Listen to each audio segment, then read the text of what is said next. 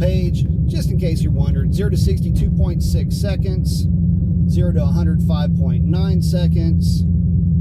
6.7 at 106 in the 8th, 1040 something. It's showing 132 in the quarter. That's going to be an exit velocity, not a trap speed.